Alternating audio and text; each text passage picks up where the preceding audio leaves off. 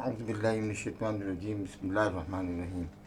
Now, this is the second part which I am taking the case for the house officers, which I have dealt one case in which the patient has a very acute type of problem, and you have related that problem with the liver. And a very brief discussion has been done previously. Now these are the open questions, those who attended this tutorial. Definitely. And I am Professor Syed Ali Hazar talking to you, and I am the honorary global professor of medicine without any fame or economics. Now this is actually the very practical part which I am asking to you. That what was the clinical diagnosis? What was the clinical diagnosis? In this case, what is the clinical diagnosis? You are a clinician. So one is the clinical diagnosis, okay? To answer this question, what is in your mind? And then I will write it down on the blackboard, whiteboard, or a paper to answer the clinical diagnosis. First one. Second question was, what was the pathological diagnosis?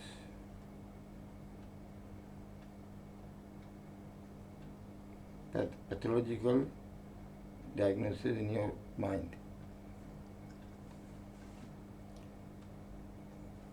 Clinical diagnosis, what is the pathological diagnosis? Is there any lack of investigation? Means that you have forgotten. Lack of investigations is this case. And what lines of therapy should be applied in this case? And this is a very important point. How will you manage this case? And can this patient be saved?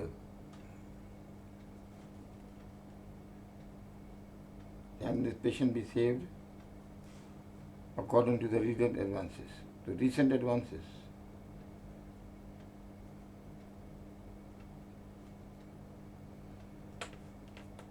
Now the first part is, what is the answer of this first part? And that is this. What is the answer of this?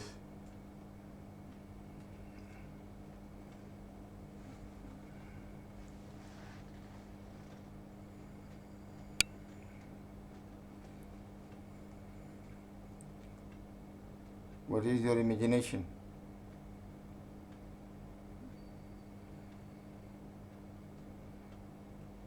What will be the probable answer of this?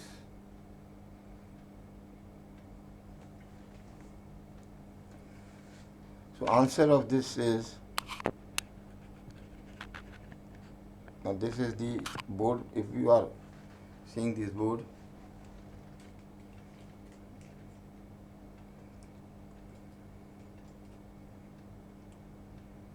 what is the clinical diagnosis? The clinical diagnosis of this condition is one, and that is, first answer is this. I've seen this condition.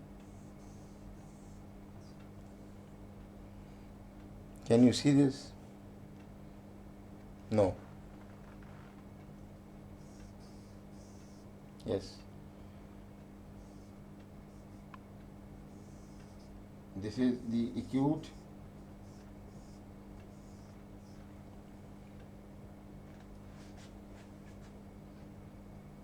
fulminant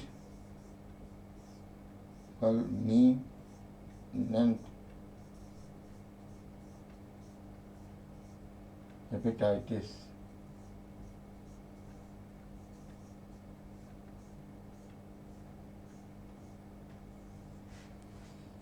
acute permanent hepatitis. This is the answer for the clinical diagnosis. And acute permanent hepatitis. So what is then pathological diagnosis? Means that you have to answer it in two parts. It is the hepatocellular damage. Hepatocellular damage.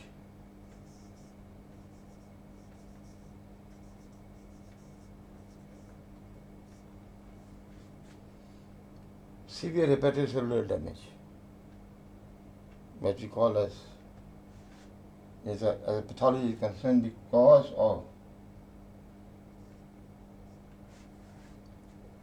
any toxicity of hepatocellular damage, which is causing this acute pulmonary hepatic hepatitis. In that, it means that there are many causes of it.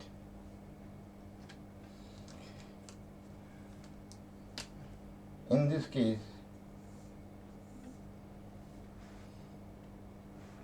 the most important cause probably it is a viral hepatitis.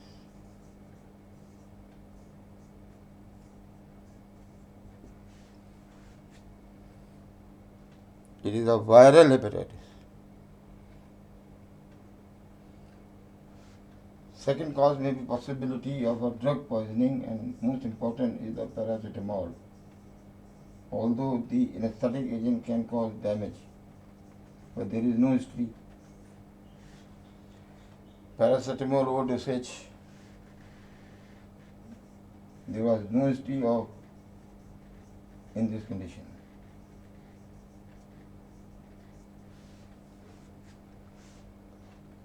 Possibility of this is also there. Maybe possibility of the alcoholic hepatitis.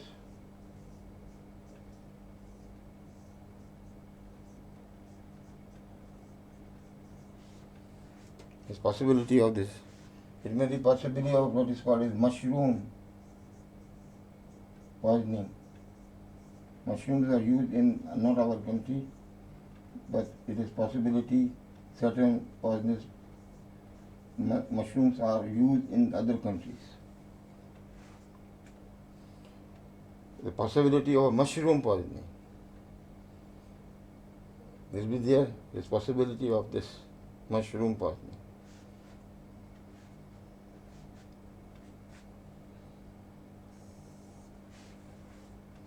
So, viral hepatitis, the paracetamol overdosage, the alcoholic type of the hepatitis can cause it.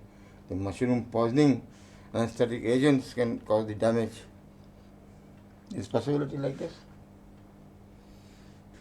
This is a possibility. One is rare one, which is I have already said, and that is the Wilson's disease.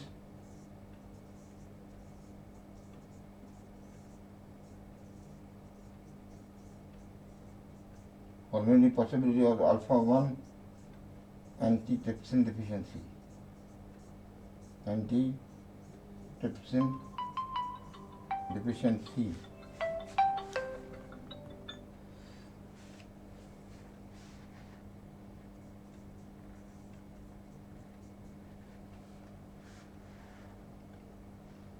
Chances of this, because it is associated with the emphysema, it is not there. The Wilson disease chances is not there because other features of the Wilson disease is not present in this case. Mushrooms poisoning, there is no history of mushrooms he has used. Alcoholic hepatitis, because the patient, when he was arrived, there is no smell coming out from his from the mouth or other part of the body of the alcohol. He has taken much alcohol. Chances of this is very rare. And there was no history of any drugs. You have to give a lethal dose of the paracetamol. And you know, one paracetamol tablet is 500 milligram. At least 10 grams is needed in adult to cause the paracetamol overdosage or poisoning and leading to this acute fulminant hepatitis, also known as the acute liver failure. So write it down on your notes, house of notes like this. That is, this is the diagnosis, main diagnosis, this is the underlying pathological diagnosis. You write it down that it is, for most probable, it is of viral hepatitis, because all investigation has been done previously to exclude the other viruses. Only one was left, and that is the hepatitis E. It is most probably the hepatitis E in this case. It is the acute hepatitis E. Now A, B, C, D, E, whatever it is, if it is severe infection, then it can cause the damage to the cells of the liver, so much so that the liver function are deranged and the effect come on the body. And that is we call this condition as the acute fulminant hepatitis or acute liver failure because of the severe hepatitis due to the hepatitis E virus. This is the diagnosis, correct diagnosis. Because all are excluded. This was left. And already said that if it occurs, it is a pathological process going on in the body, it is a very, very severe stress on the liver. And detoxification function, the metabolic function, and the other functions are all disturbed of the liver. And remember one point which I already said, if it is a chronic progressive liver disease, what is important is the albumin levels or albumin globulin ratio will tell you. If it is an acute type of a problem of the liver, then PT and R should be done, which is usually less than 1. In this case, it was 1.9. And it is causing, this is the cause which I have said, it is the acute condition, it is not chronic progressive disease. Possibility of a chronic progressive disease is there. So this is the answer of 1 and 2. Now what are the lack of investigations? Everything has been done. You have done everything from CBC and other things, everything has been done previously. Can other investigation be helpful in this case? And it should be, if you are investigating this case, then please demand to you it should be justified properly.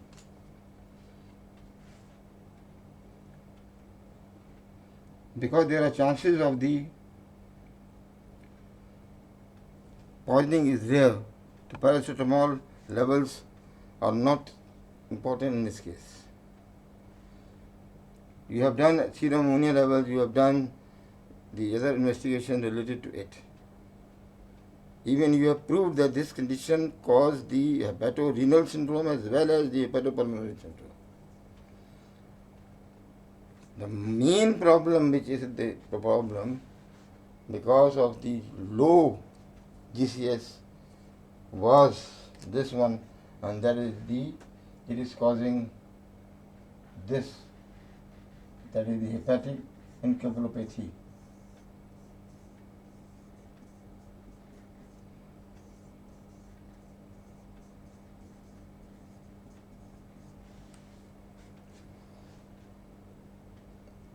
That is very, very important point in hepatic encephalopathy. This condition will cause severe hepatic encephalopathy. So these are the answers which are given to you. The lack of investigation is nothing here. You can do the other investigations for the Wilson's or the other, but they are not justified because you have already proved that this is the main problem viral infection. Cytomegalovirus and other viruses, herpes virus, also causes the damage of the liver, but it is a rare problem. In most of the part of the world, these are the viruses A, B, C, D, E, whatever it is. And the lethal, or the dose of the viral dose or the bacterial dose influx is much, then it can cause the acute fulminant hepatitis. So what we will do, other thing actually which I want to say is this, what is lacking in all our problem is this, that my other question is how we will manage this case.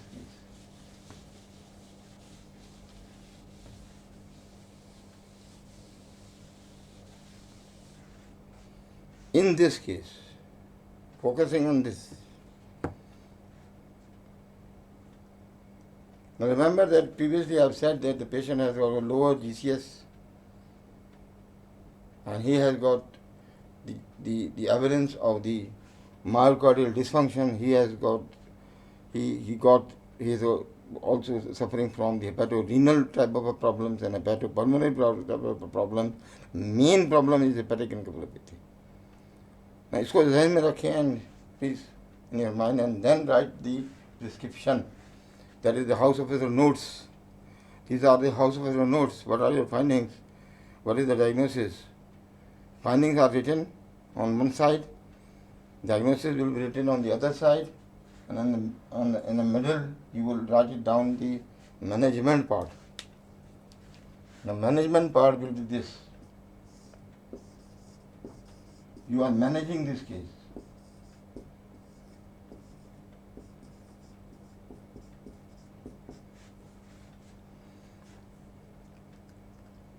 Management part is this. What you do in this management. The first is the part which I say this is general measures.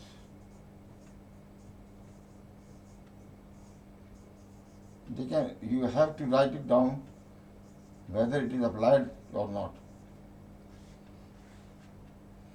General measures in this condition is first is the reassurance.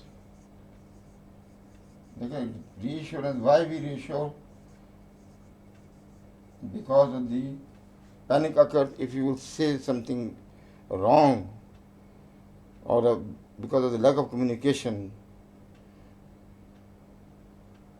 The caretakers of this person will be confused. What we will do now? The reassurance for the patient, if he is not much drowsy, you can talk to him and calm it down. And there will be no problem. We will inshallah do our best to do it, to come out this problem. No problem. There are cases which are admitted and we were managing it previously. Reassurance. And then you give the admit, where is the admission? Admission should be done in ICU or HDU. Third, the position of the patient. Position of the patient is this. Bed side, head side of the bed, side of bed is raised.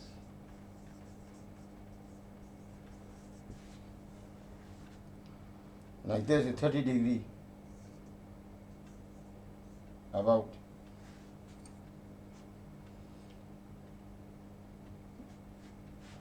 Because patient is unable to take anything by mouth, and because of the effect of the central nervous system, the reflexes are gone. You pass the NG tube,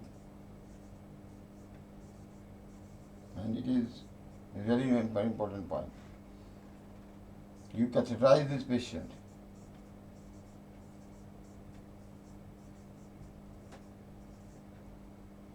Intake output chart should be done. and take output chart.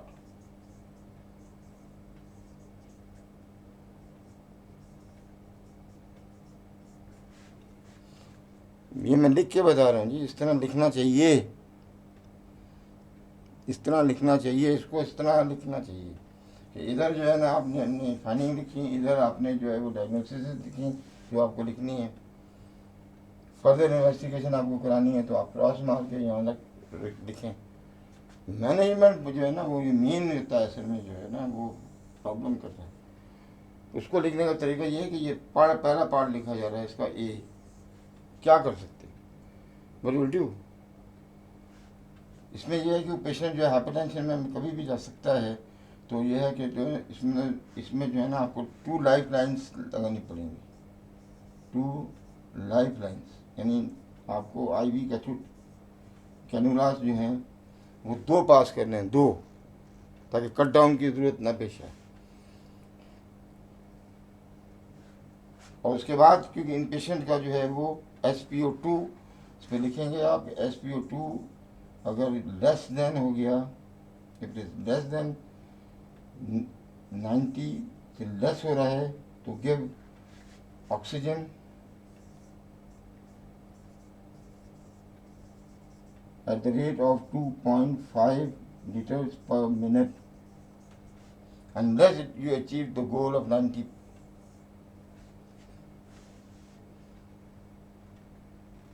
ये सारी चीज़ें जो कि ना ये है general measures है। Keep I on ECG monitor.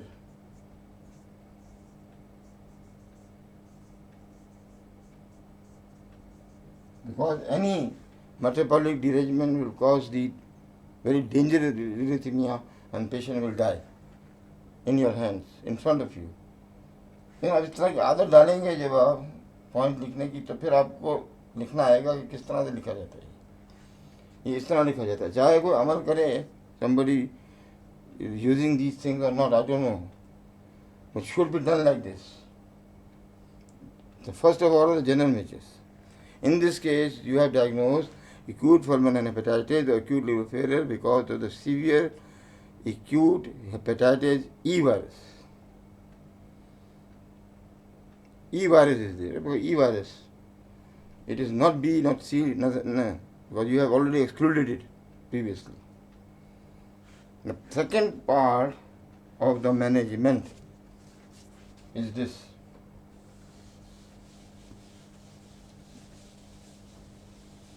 B.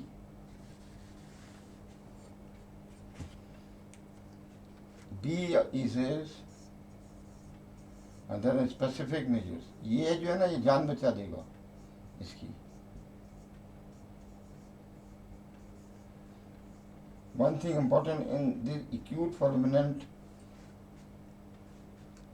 hepatitis अगर किसी को होता है and that will cause the acute hepatic encephalopathy. देखे ये एक hepatic encephalopathy, इसके अंदर जो है ना वो यूनिक है। इसके अंदर इंट्राक्रैनियल हाइपरटेंशन डेवलप हो जाएगा और उससे सेरेब्रल एडिमा डेवलप हो जाएगा। इसको ध्यान में बात रखिएगा ये। और उसकी वजह से वर्ष होगा हेपेटिक एन्केफेलोपैथी। जितना वर्ष आप करेंगे हेपेटिक एन्केफेलोपैथी को, तो सारी बॉडी जो है इफेक्ट करेगी। तो उसको ध्यान में रखते हुए ज़रा सा फिर आपको स्पेसिफिक मेजर्स को लिखने होते हैं। हम इस तरह इसको लिखते हैं। सबसे पहली बात तो ये है कि आप जो है ना नंबर 1 काम ये करें कि ये बताएं इसकी कि फ्लूइड्स इसको कितने देते हैं, फ्लूइड बैलेंस।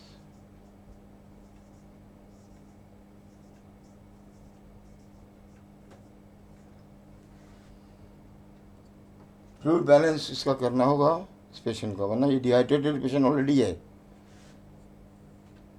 इसको जो एटलीस्ट जो दिया जाए इसकी जो है डोज, यानी फ्लूइड की वो 50 ml per kilogram body weight per day कम से कम दीजिए। 50 to 75 होती है ये वैसे। तो देना क्या है इसमें, start with this.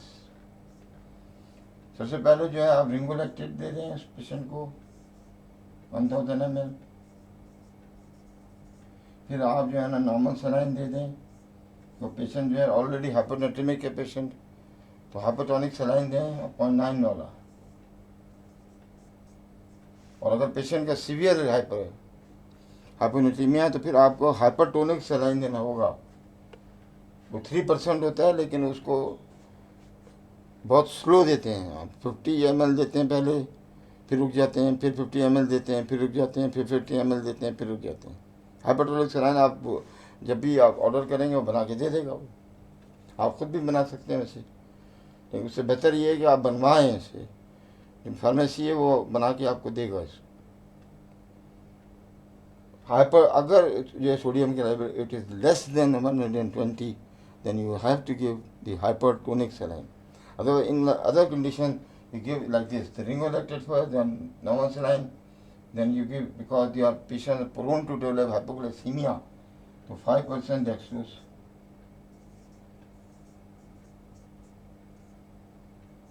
Or then you can give the dextrose saline.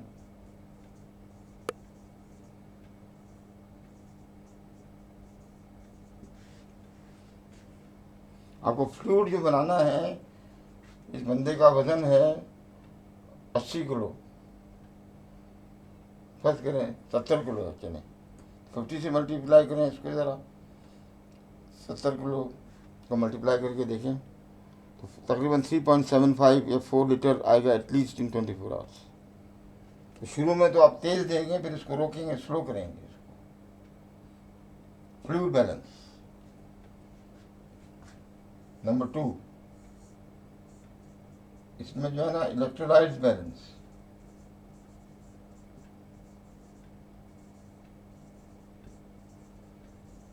Sodium का जिक्र तो पहले आ चुका। अब मसला दूसरा है इसके साथ होता है कि हाइपोक्लीमिया होता है कि पेशेंट ने वोमिट किया है बहुत ज़्यादा। अब पेशेंट ने वोमिट किया है तो potassium supplementation should be given. तो KCl सॉल्यूशंस,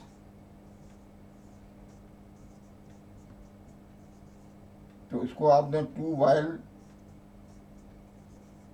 इन 500 ml डेक्सट्रोज में डालें और लगा दें, और फिर पोटाशियम को रिपीट करके देखें। ये जो है ना, ये फिर इस तरह से बैलेंस होगा, क्योंकि आपने सोडियम तो ऊपर बैलेंस कर दिया था, अब यहाँ पे इसका मसला रह गया। तीसरा ये कि ये हाइपोक्लीमिया जब होगा तो एसिड बेस बैलेंस को भी आपको करना पड़ेगा। एसिड बेस, तो एसिड बेस बैलेंस के लिए क्या करेंगे, तो हाइपोक्लीमिया एसोसिएटेड होता है विद अल्कोलोसिस, और हाइपरक्लीमिया होता है एसिडोसिस। तो depending upon this you will use the substances accordingly. हाइपरक्लीमिया अगर हुआ पेशेंट को अल्कोलोसिस के साथ, तो आपको तो सोडियम सोडामेंट जिसे आप कहते हैं, या सोडियम बाइकार्बोनेट, वो आपको लगानी होगी। और अगर ये जो है आपको हाइपरक्लीमिया हुआ है पेशेंट को, ये तो हाइपोक्लिमिक अल्कोलोसिस हुआ था, हाइपरक्लिमिक एसिडोसिस हुआ है किसी को, तो आपको क्या है कि वो थोड़ा बाइकार्ब लगाना होगा, या आपको इंजेक्ट करना होगा, दोनों सूरतों में, ठीक है ना, क्योंकि ताकि वो नीचे लेवल आ जाए। लेकिन अगर एसिडोसिस अगर किसी को पेशेंट को हुआ है, फिर एसिडोसिस के लिए जो है ना आपके पास वो कंडीशन होनी चाहिए जिसके अंदर ज़्यादातर जो होते हैं वो इस्तेमाल करते हैं हम, वो कंडीशंस में जिसके अंदर जो है ना रिलीज़ हो जाए फ्रॉम द किडनीज से जो रिलीज़ करने वाली चीज़ें हैं वो इस्तेमाल की जाएंगी। अगर हाइपरकैलेमिया है किसी पेशेंट को, तो उसके लिए बेस्ट ये है थेरेपी कि उसके अंदर आपने जो है ना frusemide is the drug you can give intravenously. It will lower down, insulin can be given associatedly. इस तरह से हाइपरकैलेमिया जो है ना वो मैनेज हो जाएगा, कि हाइपरकैलेमिया होता है हमेशा एसिडोसिस के साथ। जैसे मैंने अभी अभी बताया आपको। और हाइपोकैलेमिया जो होता है अल्कोलोसिस के साथ होता है। अब आपको जो है ना इसमें सोडियम बाइकार्बोनेट को रिलीज करना है, तो उसके रिलीज करना है आपने, एक ही सूरत है, या तो आप रेस्पिरेटरी सिस्टम से इसको रिलीज करें, या फिर आप इसको जो है ना फिर थ्रू किडनीज रिलीज करें। तो वो ड्रग जो डिस्टल कन्वोल्यूटेड ट्यूब्यूल्स पे एक्ट करती हैं, जैसे मिसाल के तौर पर फ्रूसिमाइड भी है इसमें शामिल है, और दूसरे ट्रामेट्रीन हैं और दूसरी सब्सटेंसेस हैं, उससे जो है ना आप उसको मैनेज कर सकते हैं, गिरा सकते हैं। लेकिन अगर आपने इसको कर दिया, मैनेज कर देते हैं प्रॉपरली, पोटाशियम को रिप्लेस तो करना है ना पहले ही, वो तो मैंने बता दिया था आपको। पोटाशियम को अगर रिप्लेस आप कर लेते हैं, ऊपर ही लिखा हुआ है, तो खुद ब खुद जो है वो अल्कोलोसिस मैनेज हो जाता है, उसमें इतनी ज़रूरत नहीं पड़ती है। अदरवाइज जो आपने डायरेटिक दिया हुआ है ऑलरेडी, वो बाइकार्बोनेट को भी रिलीज़ करेगा, साथ फ्लूइड के साथ आप दे रहे हैं, बैलेंस हो जाएगा वो। और चौथा जो बैलेंस है इसका जो है वो कैलोरी बैलेंस है। भाई आदमी को ज़िंदा भी तो रखना है ना, या छोड़ देना है अपने। कैलोरी इसकी जो है ना, ज़िंदा रहने के लिए आपको 1000 कैलोरी देनी होंगी। अब सबसे अच्छा तरीका जो है वो एनजी ट्यूब के थ्रू है। हाई कार्बोहाइड्रेट जो है ना, ये इंश्योर वगैरह जो देते हैं, इसमें आप देखिएगा कि हाँ कार्बोहाइड्रेट की परसेंटेज कितनी है। या ये है कि कोई ऐसी चीज़ें तैयार करवाएं जिसमें कार्बोहाइड्रेट के कंटेंट ज़्यादा शामिल हो। सबसे अच्छा जो है ना, जो बहुत तेज़ी के साथ जो है ना आप मैनेज कर सकते हैं कैलोरी को, वो आइसक्रीम है। आइसक्रीम जो होती है उसको आप पिघलाएं, और पिघला के जो है ना सोल्यूशन बन जाएगा, वो पिघल जाएगी, उससे एनजी ट्यूब से आप डालें तो 400 उसके अंदर जो होता है, ये होता है कि अगर जो है ना आपने फ़र्ज़ कीजिए कि ½ लीटर जो है ना आपने अगर किसी को आइसक्रीम दी है, तो ½ लीटर जो है ना आइसक्रीम आप अगर किसी को खिलाते हैं, देते हैं, तो वो तकरीबन 1000 कैलोरीज प्रोवाइड कर देगी, 1100-1200 कैलोरीज प्रोवाइड कर देगी। तो थोड़ा थोड़ा थोड़ा थोड़ा करके आप दे दें तो कैलोरी बैलेंस हो जाएगा। वैसे तो ऊपर से तो डेस्ट्रोज अगर आप दे रहे हैं, लेकिन ये कैलोरी को नहीं बढ़ाएगा। और फिर पाँचवीं बात ये है, इन केसेस के अंदर जो फ़ायदा है स्पेसिफिक है ये, क्योंकि ये हेपेटिक एनकेफेलोपैथी से निकालना है आपने। तो अगर आप जो है ना मॉनिटर कर रहे हैं अमोनिया को, तो इंजेक्शन मैनिटॉल आप इस्तेमाल कर सकते हैं, इससे रिड्यूस हो जाएगा प्रेशर ब्रेन के अंदर गिर जाएगा। तो मैनिटॉल को लगाते हैं जब हम, तो बहुत तेज़ लगाते हैं, 500 ml को तेज़ लगा देते हैं, 10 मिनट में फारिग कर देते हैं। फिर उसके बाद 500 ml फिर दोबारा लगाते हैं, तो फिर क्या करते हैं कि आधे घंटे में निपटा देते हैं। 2 बोलसेस कम से कम देने के बाद फिर जो है ना 4 आवरली 500 ml देते हैं। फर्स्ट डे पे, सेकंड डे पे इसको टेपर ऑफ करके निकाल लेते हैं। अगर अमोनिया के लेवल डिस्टर्ब नहीं हो रहे इस पेशेंट के, तो फिर ये मैनिटॉल इस्तेमाल किया जाएगा। और छठी चीज़ इसमें जो है जो लगाते हैं, वो लेते हैं salt free albumin.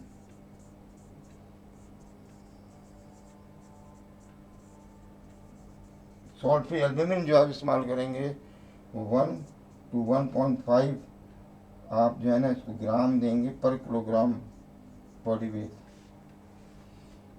Salt free albumin लगाएंगे, इससे इसको बहुत ज़बरदस्त फ़ायदा होगा पेशेंट को, ख़ासतौर पे हेपेटिक एनकेफेलोपैथी में जो इंट्राक्रैनियल हाइपरटेंशन डेवलप हुआ, उसमें इसको फ़ायदा होगा पेशेंट को। ओवरऑल इसके अलावा लिवर में भी फ़ायदा करेगा, लिवर को तो फ़ायदा करेगा। असल में आप जो टच कर रहे हो हेपेटिक एनकेफेलोपैथी को टच कर रहे हैं, वो किसी तरह से उसके बाहर निकालना है आपने।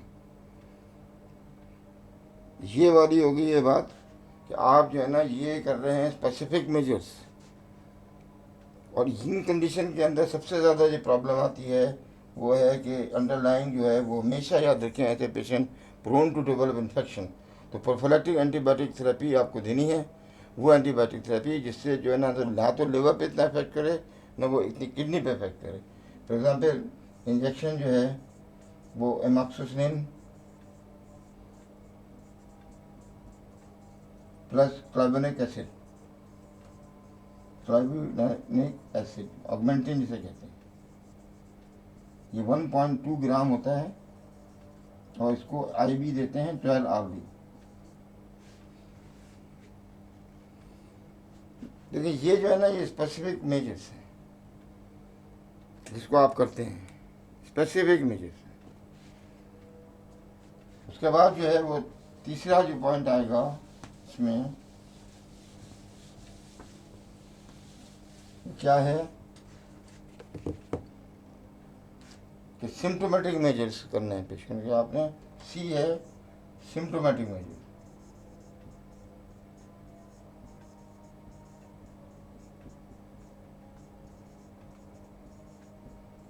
सिम्टोमेटिक मेजर में इस पेशेंट का सबसे बड़ा जो प्रॉब्लम है वो ये है कि इसका ग्लासगो कोमा स्केल जो डाउन है इस पेशेंट का। लिहाजा सिम्टोमेटिक मेजर जो सिम्टम ये डेवलप कर रहा है पेशेंट, वो ज़्यादातर वो पड़ा हुआ खामोश पड़ा हुआ। वो अगर वो वॉमिटिंग करता है तो कोशिश करें कि पैराफेरली एक्टिंग ड्रग इस्तेमाल की जाए। मिसाल के तौर पे जो है डोमपेरिडोम वगैरह, मिसाल के तौर पे डोमपेरिडोम जो है वो आप दे दें। तो ये एंटीट्यूब तो है मौजूद आपके पास, का सिरप भी आता है, वो दे दीजिए। सेंट्रली एक्टिंग ड्रग नहीं देते इसमें, क्यों, ड्राउजीनेस प्रोड्यूस करेगी और सीवियर, तो इन पेशेंट में नहीं देते हैं। तो डोमपेरिडोन रेजिस्ट वॉमिटिंग के लिए आप इस्तेमाल करेंगे। दूसरे ये कि जितने भी पेशेंट आते हैं, अगर ये फ़ायदा हो या ना हो, तो आपको लैक्टुलोज तो आपको देना ही देना है। और लैक्टुलोज जो है ना, आप पहले दे रहे होते हैं, इसके मार्क्स पड़े होते हैं, पहले 30 ml देते हैं, फिर 4 आवर के बाद फिर 30 ml देते हैं। अगर इसको डायरिया स्टार्ट हो गया तो फिर इसको 30 ml TDS कर देते हैं। ये सिम्टोमेटिक मेजर्स हैं जो आप कर सकते हैं, जो आपके हाथ में होते हैं वार्ड में, आप यही काम कर सकते हैं भाई। आपके पास और तो कोई सूरत नहीं थी। इस चीज़ों से बड़ा ज़बरदस्त फ़ायदा होता है। करने को तो ये लग रहा नहीं है कुछ भी, लेकिन इससे बड़ा ज़बरदस्त फ़ायदा होता है। एंड देन इसके बाद जो दूसरा जो मेजर है वो क्या है,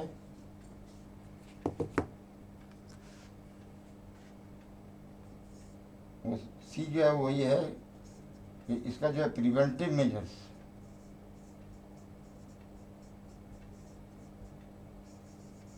प्रिवेंटिव मेजर्स मैंने लिखा है, ये देखें, इसको मैंने टाइप नहीं किया, मैं लिख रहा हूँ एक पेज के ऊपर, ये पेज पे लिख रहा हूँ। उम्मीद है कि कुछ ना कुछ नज़र आ ही रहा होगा। बहरहाल नहीं भाई, लिखना चाहिए इस तरह इसको। अब प्रिवेंटिव मेजर अगर आप कर रहे हैं, पेशेंट को प्रिवेंट करना है आपने, बेसिकली जो है ना, इसके अंदर जो है ना वो, इसके अंदर अभी जो पेशेंट यहाँ पे मौजूद है, आपको तो 0 प्रोटीन कर देंगे, प्रोटीन बिल्कुल बंद करते हैं। ओरल जो प्रोटीन आप देना चाहें इसके अंदर नहीं देना चाहिए। जब तक ये वापस नहीं आए उस वक्त तक आप प्रोटीन नहीं देंगे। तो 0 प्रोटीन करें, प्रिवेंट करने के लिए आप ये कर सकते हैं। कुछ लोग जो है हेपेटाइटिस B अगर होता है इस पेशेंट को, तो वो इस्तेमाल करते हैं फिर न्यूक्लियोसाइड एनालॉग्स, अमेरिकन इस्तेमाल करते हैं उसको, और उसके अपने फ़ायदे वो समझते हैं। हर्पीज सिम्प्लेक्स के लिए एक साइक्लोविर इस्तेमाल करते हैं प्रिवेंट करने के लिए, ताकि प्रिवेंशन हो, मज़ीद डिस्ट्रक्शन ना हो। आप जो इस्तेमाल कर सकते हैं वो लाइपोट्रोपिक फैक्टर से यहाँ इस्तेमाल कर सकते हैं इसको, मज़ीद लिवर को इन्हांस करने के लिए। अब यहाँ जो सिरप आते हैं वो जेटिपार आता है, हेपामर्ज आता है, जेटिपार आता है। ये आप सिरप 2 स्पूनफुल TDS दे सकते हैं इसको।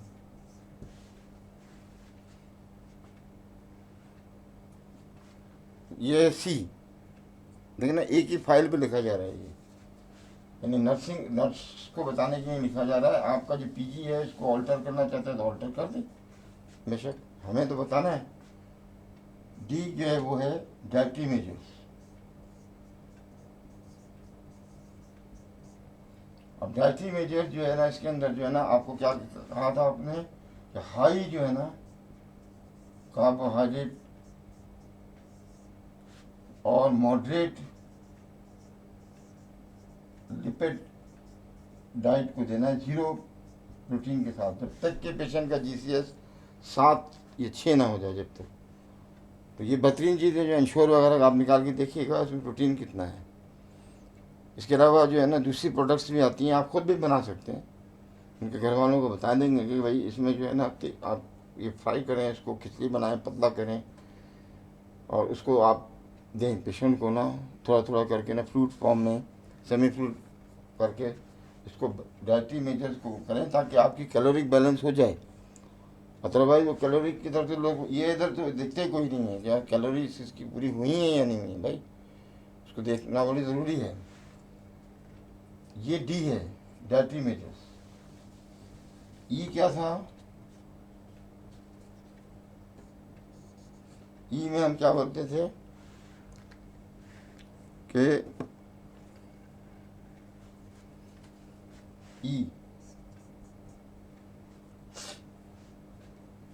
ई में जो है वो है लोकल मेजर्स। लोकल मेजर में ये पेशेंट जो है ना, याद रखिए, डेवलप करते हैं, बहुत ज़्यादा उसके चांसेस होती है कि लेटा हुआ आदमी जब भी होगा तो मुसीबत में फंसेगा।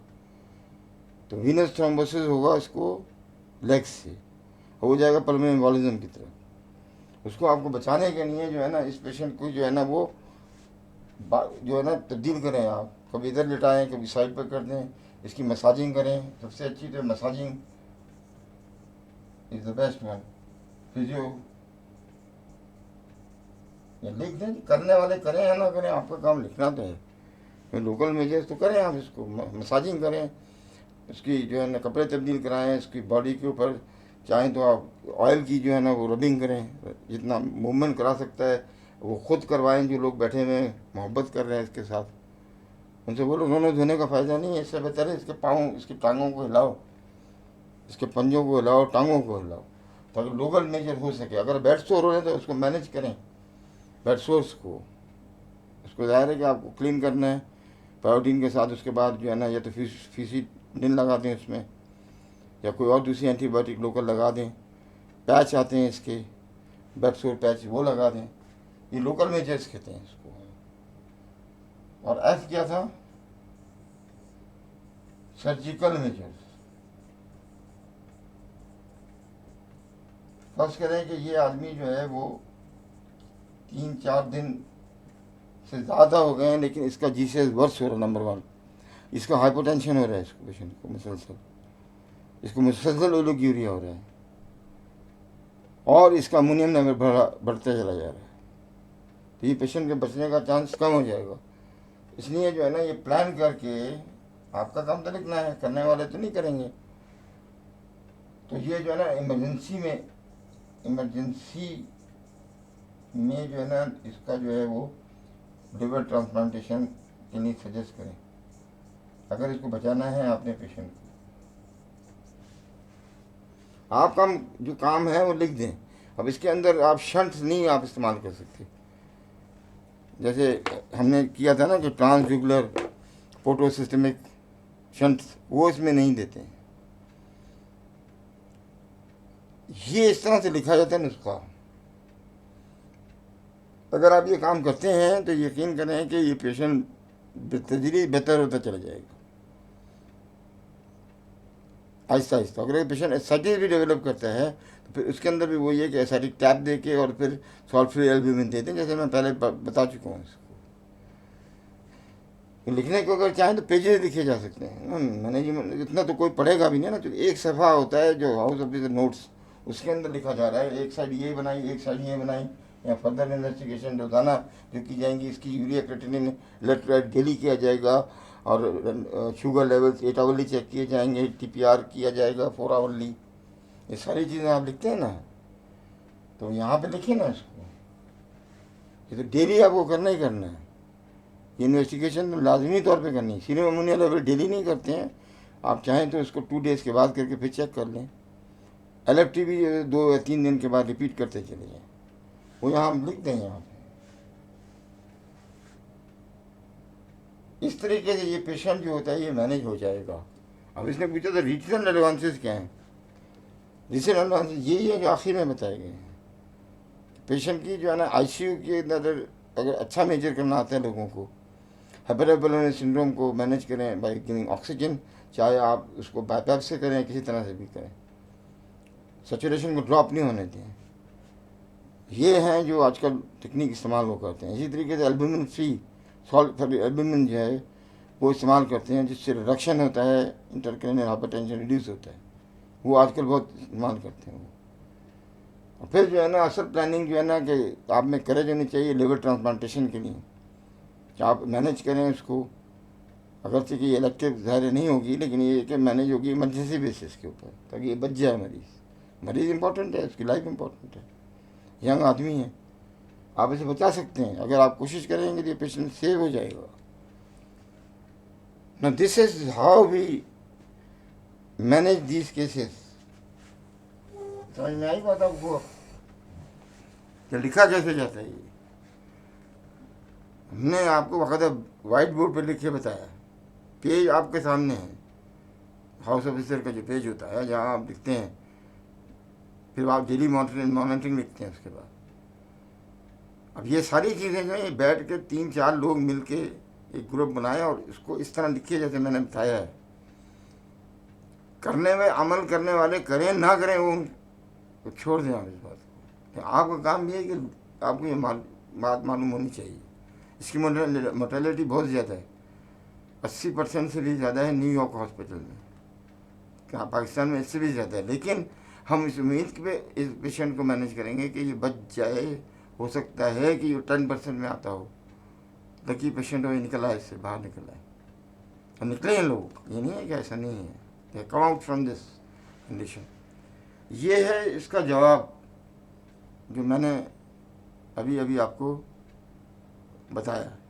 आई होप कि आपकी मैनेजमेंट जो है और हर चीज़ जो मैंने इसको क्लियर कर दी, इतना टाइम लगा कि आपको बताया है। अब इसका फीडबैक दीजिएगा, आया आपकी समझ में आया कि कैसे लिखा जाता है, ये किस तरह केस डिस्कस किया जाता है, कैसे लिखा जाता है, ये आप जो है ना फीडबैक दीजिएगा। इंशाल्लाह मैं दूसरा फिर केस तैयार करूँगा।